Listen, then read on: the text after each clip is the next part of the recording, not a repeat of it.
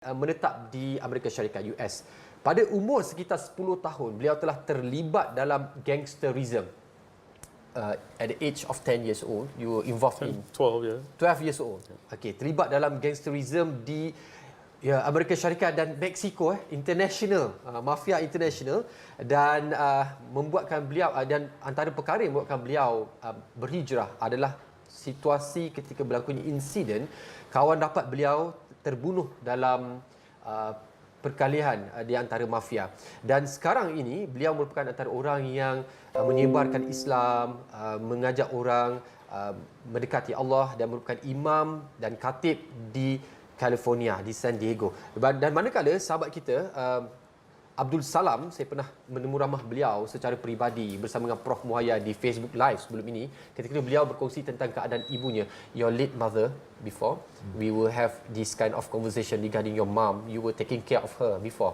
Yes. Ya, dan alhamdulillah beliau yang saya kenali ketika beliau berkongsi pengalaman beliau memang terlibat secara khusus dalam mafia ataupun geng pemotoran Comanchero, That's correct, yes. Comanchero, yes. Gang. Mereka menaiki motosikal besar. Kalau kita tengok cerita-cerita Hollywood tu yang bawa pistol ke sana sini, terlibat dengan dadah, dengan arak dan sebagainya.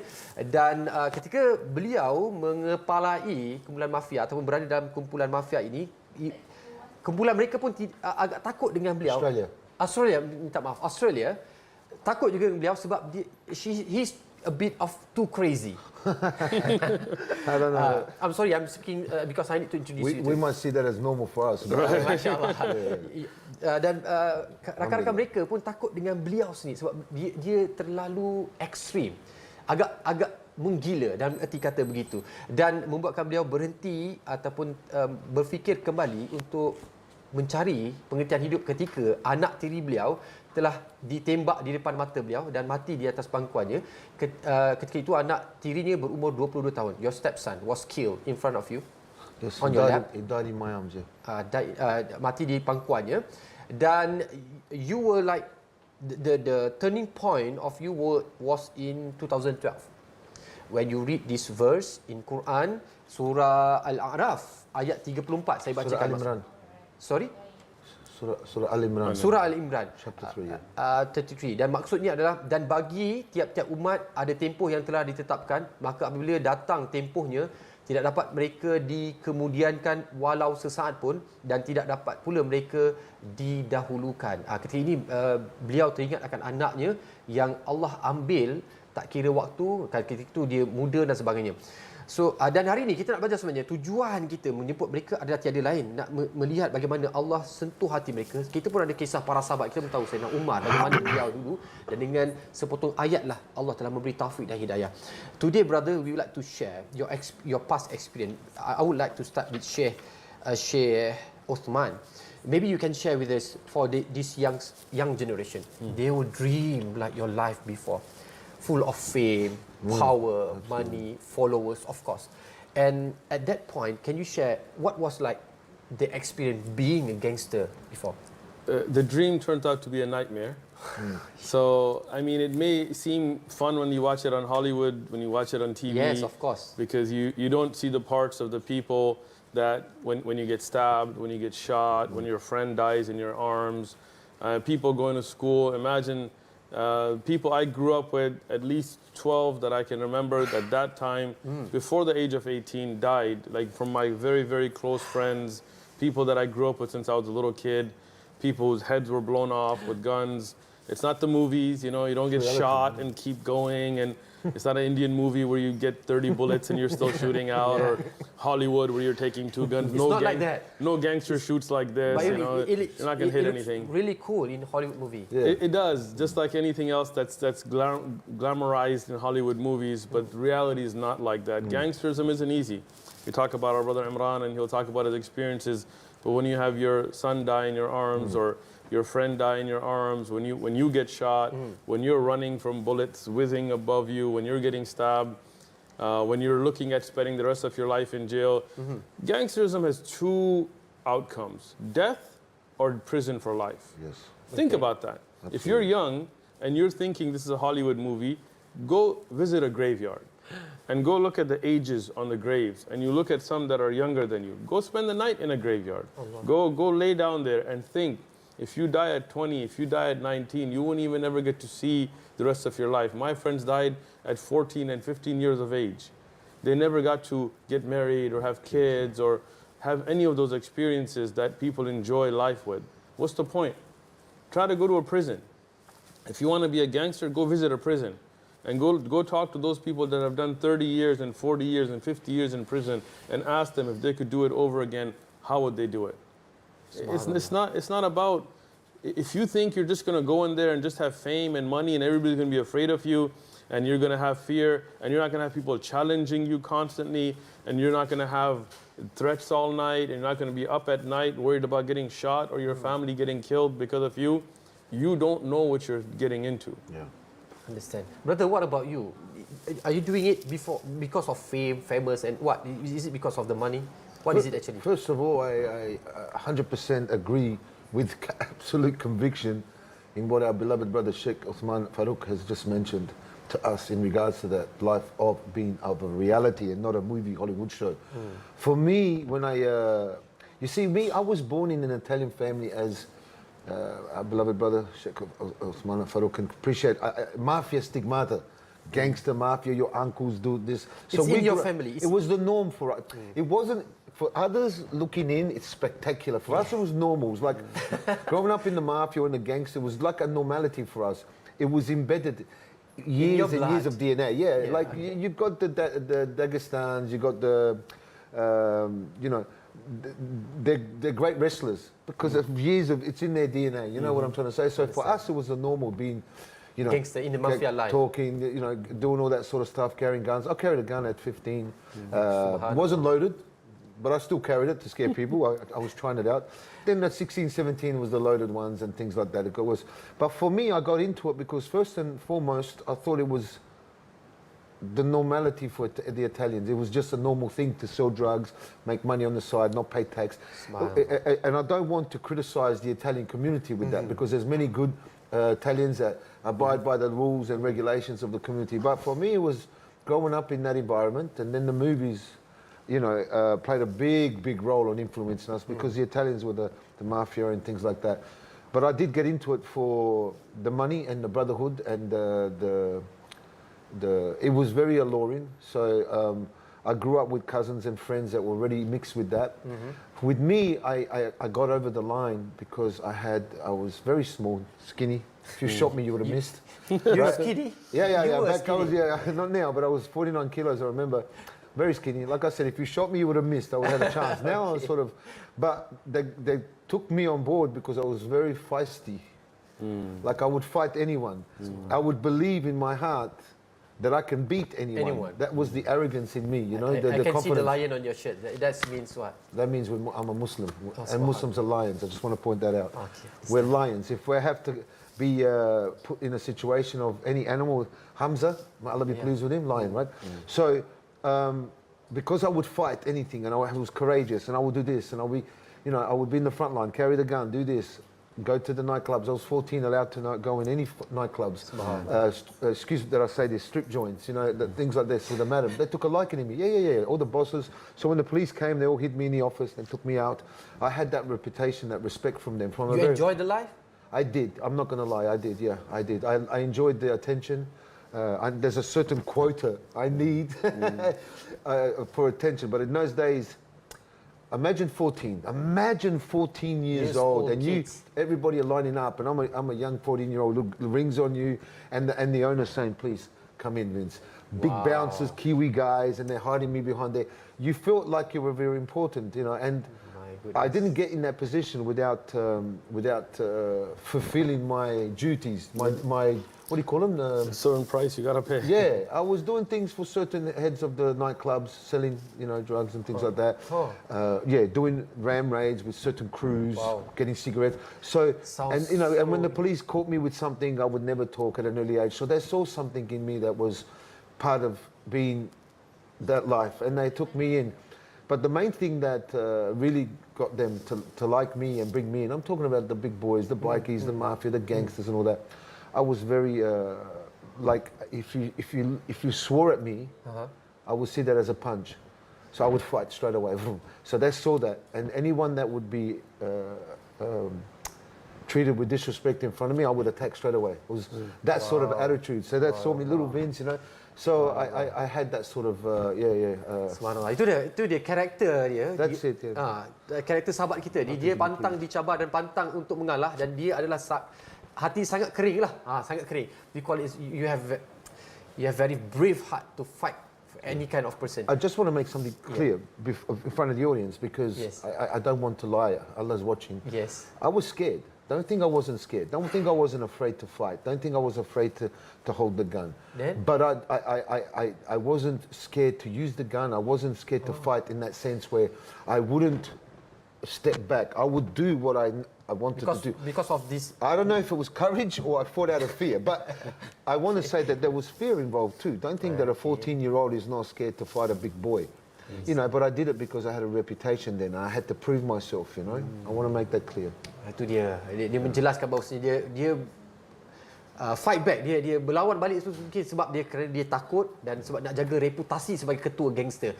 Dan sebenarnya kita nak tahu sebenarnya, actually brother, I really and the audience really want to know, what is your turning point? Because of maybe we can keep the answer now and we want to take a break.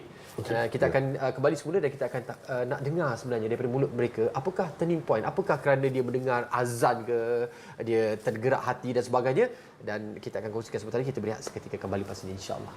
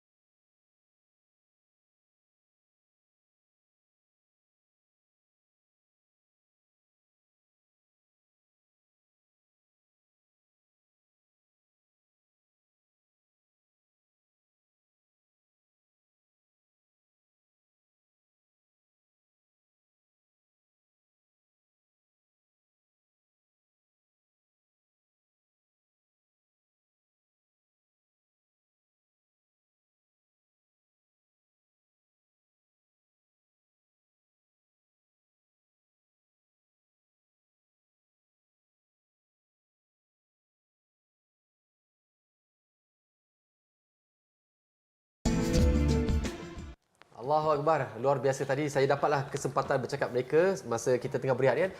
Kalau di Mexico, kalau cara mereka dalam dunia gangsterism ni bukan sekadar membunuh, dia torture, dia seksa dulu sebelum dia menjalankan aktiviti menembak itulah. Dan jadi kita tak tahu sebenarnya apakah membuatkan mereka ni mendapat hidayah. Maybe so you can share with us. What was the turning point? Alhamdulillah wa salatu wassalamu ala rasulillah. I mean, when I was involved in the gang world, like I said, it wasn't, there were some aspects that were glamorous, but there was a lot of things that were very, very dangerous that people don't think about.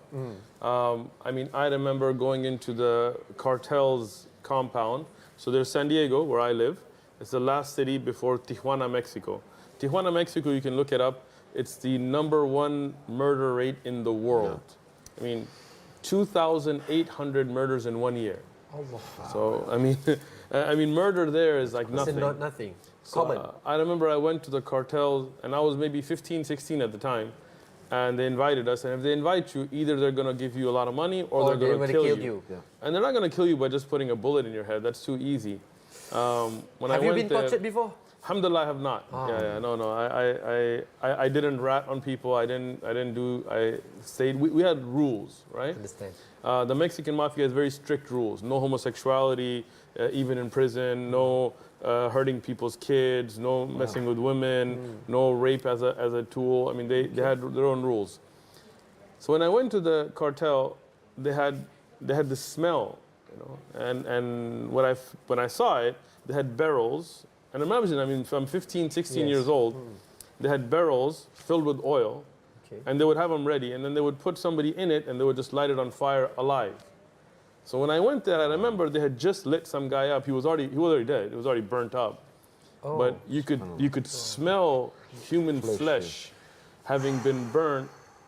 It's a smell you will never forget. But that wasn't my turning point. You know, I had a very close friend that I grew up with, and it was somebody who was 2 years older than me. What is his name? His name was Manuel. Manuel. Yeah, Manuel Magana. Afghanistan. No, he's Mexican. All my friends were Mexican. I didn't have any Muslim friends growing up.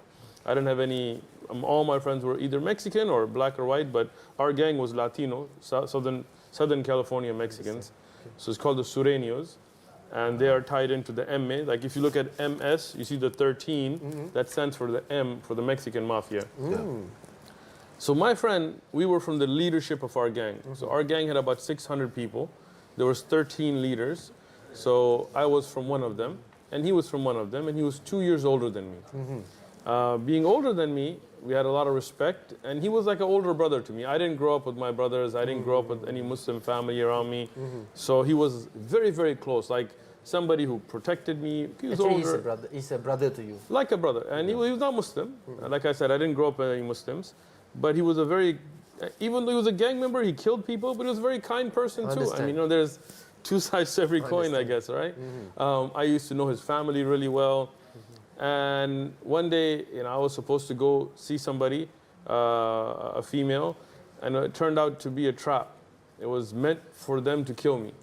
So they had set it up for months. So they had her meet me at a place and give me a number and tell me, meet you here. And when you go there, they kill you. They set it up particularly for me. But that day I had another female that I was supposed to meet. I guess some perks to the life. So I told him, hey, you know what? I'm going to go somewhere else. And he said, well, I'll take the other one. So I said, okay, here's the number, go. So I gave it to him. The next morning, I found out he went there, and it was a payphone. Back then, we didn't have cell phones. So we had some cell phones, but they were the old drug dealer ones. So basically, you go and you page somebody at a beeper. So he went and paged, and people came out, and they shot him 9 times. They shot him, I don't know how many bullets they shot, but they hit him 9 times. And one of them, there was a gang called Logan. And they were an enemy gang. We were called East Side, so we were at war with each other. And over turf and pride and all of that. And the bullets that hit him, one of them was a .357 Magnum that hit him in the head.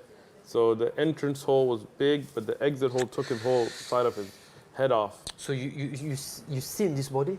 I seen him, yeah, of course. The next morning we went to the corner. I was very close to the family. But the very important thing was that was supposed to be me. Yeah. Wow. Okay. I mean, that was supposed to be me. It's only the qadr of Allah that it wasn't. if I had gone, what could I have done? I mean, you know, one person, you're at a payphone, people come start shooting. You're not Superman. It's not a movie, right? So I realized that life has to have a bigger purpose, right? It can't just be, when they buried him, all the money he had, we used to have a lot of money. We used to make 20, 50,000 a week sometimes. We couldn't put it in a bank. You couldn't invest it. So you would just waste it, buy cars and rims and things like this. You know, at different times you make different amounts of money. He had a nice lowrider. We had invested in it together. It was a 64 Impala with the hydraulics and gold rims. And he had really expensive things. He had 13 girlfriends. Each one of them left with some other guy. No car was buried with him. His money didn't go with him. So I realized that was my wake-up call that, look, drugs, fame, money, power, girls, nothing goes in the qabr with you. The grave is just you. And if you're watching, think about that. That when you are being put in that grave, nothing is going to go with you. Only your amal, your aqidah, what you believe. If you're on kufr, if you're on shirk, if you're disobeying Allah, that's what's going to go with you.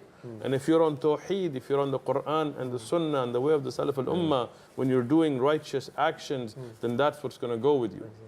So what about you, brother? What was your turning point and what is your piece of advice to others? Excuse me. For me, when I was shot, there was 900,000 Australian dollars. 900,000 Australian dollar. I'm worth something, I guess. Yeah, mashallah. Alhamdulillah. But there was a hit put on me. There was multiple assassination attempts, but this one here, I think they had enough. I don't think they I don't want to brag. I mean, you know, you kill someone because you can't handle their strength, you know. And I was growing and becoming, you know, more more respected and feared. But I rather people respect me out of love than respect me out of fear. I want to make that very clear. Because at least if anything happens out of love, people will protect you and love you. Out of fear, they can't wait till you're gone, you know? And I've had that experience. But for me, there was a $900,000 I found out Australian money hit on me. It was a setup by somebody I knew. We were about to do a $20 million deal. Drug deal. That was my, I said, once this is done, I'm out of it. I'm out of this life. I'm going to live a good life and blah, blah, blah, blah. Allah had other plans. It sounded good at the time, but the guy that was doing this with me was grabbed. And obviously he was influenced with the money. They must have paid him up front, half at least or something. Because he called me up, we went to talk, and then, you know, we went and we drove. When he got out, my stepson got out of the car, and because we knew him, to hug and say, see ya. Boom, shot him in the heart. He said, up, I grabbed him, I put him inside, and boom, boom, boom, boom. 4 or 5 shots at me, I ducked. One hit my head. My bullet to my head. One hit my ribs, broke 2 ribs, came out. One went behind my neck. It could have severed my nerve. I would have been paralyzed for life. One at the back of my arm, and I drove. And I remember driving. I want to tell you this story quickly. I know we have 3 minutes because the sister has given us the tag. Mashallah. Mashallah. But we were driving, and I was, I remember, forgive me if I get emotional on this, but I'll try my best, inshallah, bismillah. I was driving, and I remember my son, he was looking up, and I grabbed his chin. And while I'm driving 140, 160 kilometers, make no mistake about it. I was looking at the kilometers, and I would grab his mouth and blow into his mouth to give him air. And I remember hearing this very interesting noise, weird noise, that when we were kids, remember when you put the straw in the milk, when you blow and you blow the bubbles? Excuse me. That's what I heard from the blood of his throat. And I realized then that, you know, he had this lifeless look. He had beautiful... He had beautiful crystal eyes, green, you know, and I remember, and I spat, and I was saying, La ilaha illallah, I was begging Allah to please grant La ilaha illallah to my son, stepson that passed away. He died a Muslim, a shaheed. He protected his father. He prayed 5 times a day. And I said, please, when I'm spitting blood, I knew it was coming out of my lungs. I must have been shot. And I said, Ya Rab, La ilaha illallah for me, my stepson, and for me. I don't know when I'm going to faint here. So I drove, I called the ambulance. I said, listen, I'm on this road. Meet me halfway before I get to the hospital. I thought in my heart that there might be a slight chance. You know, I knew he was gone, but, you know, you just didn't want to. Hope. Yeah. And so they met us halfway. Anyway, so they ended up, I was in hospital with bullet wounds. My turning point, I'll tell you now, when I tried to get out, I told the doctor, get out. I wanted to assassinate the guy and his family and everybody else. Yes. The doctor wouldn't take the tubes out of me. I said, you don't know. So I took them myself, blood everywhere. I left. Detectives come, they arrest me, threw me into prison. For 15 months. For 14 months. My turning point was not that because, I turned to Allah. I read Surah Al-Imran, Ayat 145. Every soul shall taste death with Allah's leave, and everything is written. If you want the good things of this life, Allah will give them to you. If you want the good things of the next life, Allah will give them to you. But when the part that was written, I bawled my eyes out. I cried. The pressure was gone. The guilt was gone. I knew that Allah that was written for him and took and protected my feelings and my emotions of guilt.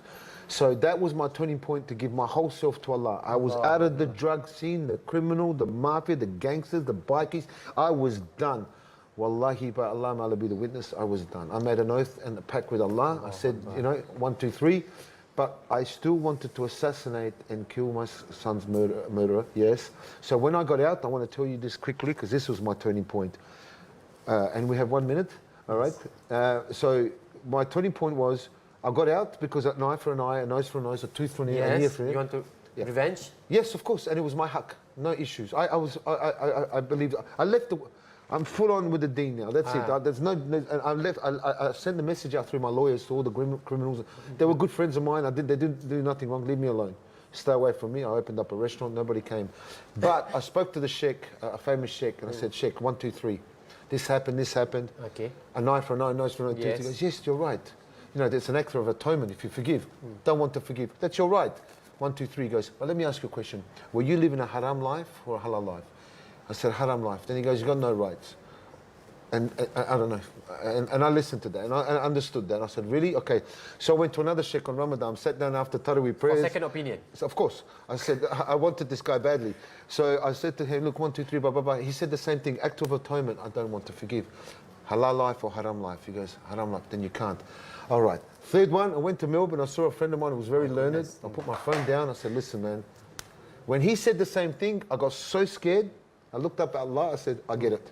I'm not asking anymore. I'm done. I'll forgive the guy. No problem. And it was done. Subhanallah. Mashallah. I wish that we can spend more time together. You should come, both of you, to I agree with you because for a Latino and Italian to talk for so short, you're making it very hard for us. I understand. I wish that we could spend more time together. Nanti I will ask for the producer to have another session for us. Alhamdulillah. Terima kasih tuan-tuan sebab apa? Ya betul, masa sangat mencemburui. Ya Allah, bila dengar kisah mereka sangat luar biasa bagaimana Allah sentuh hati mereka dengan hidayah. Sebab itulah dakwah ni kerja kita, tapi hidayah itu milik Allah. Itulah dan kita tak boleh menghukum ataupun menilai seseorang dengan luaran mereka sahaja. Syukur Alhamdulillah, ini yang kita perlu belajar hari ini. Ramai yang kita perlu beri peluang untuk kita teruskan kehidupan kita untuk cara lebih baik. Dan kita nak kongsikan bahawasanya kita teruskan untuk bersama dengan TV Hijrah. Ada pelbagai lagi program yang nak kita kongsikan. InsyaAllah ada rezeki rumah kita jumpa lagi.